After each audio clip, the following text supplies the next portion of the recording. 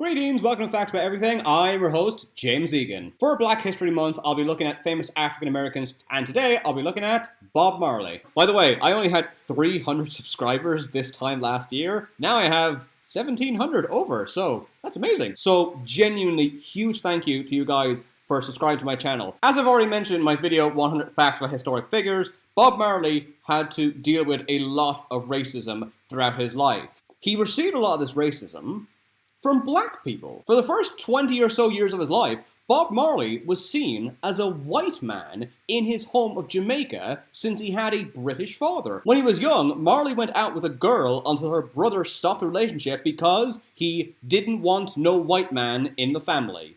And that is the first fact about Bob Marley. Let's dive in.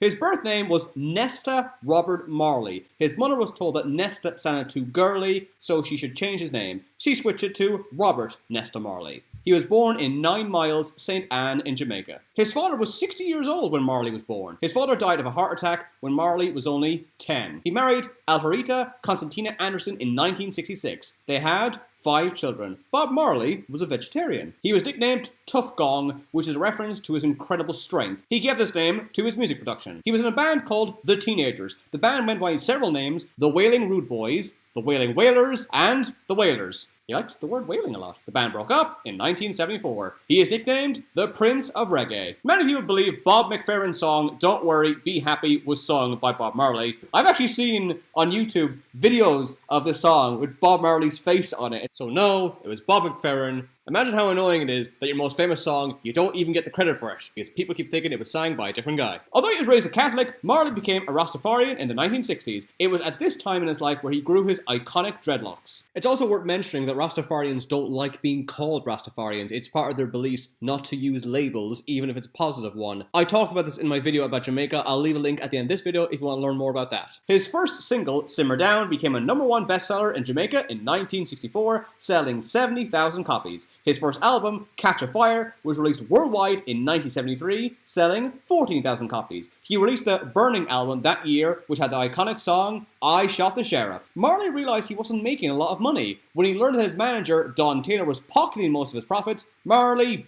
battered him. On December 5th, 1976, Marley was supposed to perform in a concert. 2 days prior, gunmen broke into his house and shot him in the chest and arm. Marley's wife and manager suffered serious injuries but later recovered. Despite getting shot, Marley still performed at the concert to prove that he would not be defeated by hate. He lived in the US in 1966, the UK from 1976 to 1978, and he lived in Germany in 1981. Even diehard fans of Bob Marley don't realize that he suffered severe seizures at the end of his life. In 1977, he developed a melanoma under his toenail. Some sources say this tumor formed because of a football injury, but this isn't true. The symptom was from a cancer building in the affected area. Although Marley's doctor told him to have the toe amputated, he refused, since Rastafarians believe the body should be whole. Instead, Marley had his nail removed. Sadly, it wasn't effective, and the cancer spread to his lungs and brain. He died on May 11th, 1981. He was only